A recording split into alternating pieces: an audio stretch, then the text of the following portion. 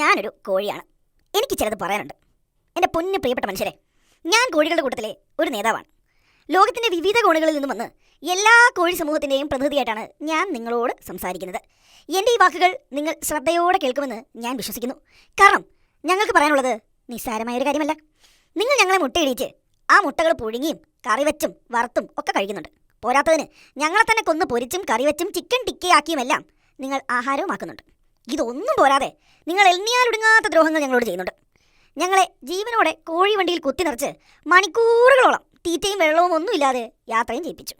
ഞങ്ങൾ വെറും ഭക്ഷണമായി മാത്രം കാണുന്നത് എന്തിനാണ്? ഞങ്ങൾക്കും ജീവിക്കാനുള്ള അവകാശമില്ലേ? ഇതൊന്നും പോരാതെ നിങ്ങൾ ഞങ്ങളെ മനുഷ്യരുമായി താരതമ്യം ചെയ്യാനും തുടങ്ങി. ഏതൊക്കെയോ അലവലാദികളുമായി ചേർത്ത് ഞങ്ങളുടെ പേര് പറയുന്നത് എന്തിനാണ്? സമൂഹത്തിൽ മോശം കാര്യങ്ങൾ ചെയ്യുന്നവന്മാരെ കോഴി എന്ന് വിളിക്കുന്നത് എന്തുകൊണ്ടാണ്? ഞങ്ങൾ ചെയ്ത് തെറ്റെന്നാണ്. അവന്മാർ ചെയ്യുന്ന നാറിയ കാര്യങ്ങൾക്കൊന്നും ഞങ്ങൾ ദയവ് ചെയ്ത് ബലിയാടാക്കരുത്. അവൻ്റെ നാട്ടക്കഥകൾക്ക് ഞങ്ങൾ എന്ത് പിഴച്ചു? അവൻ്റെ ചിത്രം ഞങ്ങളുടെ ചിത്രത്തിനൊപ്പം ചേർത്ത് വരയ്ക്കുന്നത് വലിയ കഷ്ടമാണ് കേട്ടോ. ഇതൊരു തരത്തിൽ മാനഹാനി കൂടിയാണേ. എൻ്റെ 2 സഹോദരങ്ങളാണ് ഇന്നലെ നിങ്ങളുടെ പ്രതിഷേധത്തിൽ വീരചരമം പ്രാപിച്ചത്.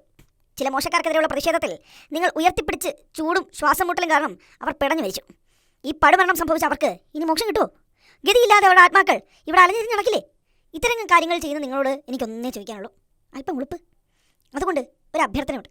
ദയവ് ചെയ്ത് അനാവശ്യം ചെയ്ത് നടക്കുന്ന പന്നന്മാരെ ഒന്നും കോഴി എന്ന് വിളിക്കരുത്. അലമ്പത്രങ്ങൾ കാണിക്കുന്നവരല്ല, സ്വന്തമായൊരു ലോകവും സമൂഹമുള്ള ജീവികളാണ് ഞങ്ങളും ഇവിടെ ജീവിച്ച് പോകട്ടെ പ്ലീസ്. പിന്നെ ഹൂ കേസ് എന്ന് പറഞ്ഞ് എൻ്റെ ഈ റിക്വസ്റ്റ് തള്ളിക്കളയരുത്. ഇല്ലെങ്കിൽ എല്ലാറ്റിനും ഞങ്ങൾ മൂലക്കുഴി വരുത്തി വയ്ക്കും. സൂക്ഷിച്ചോ.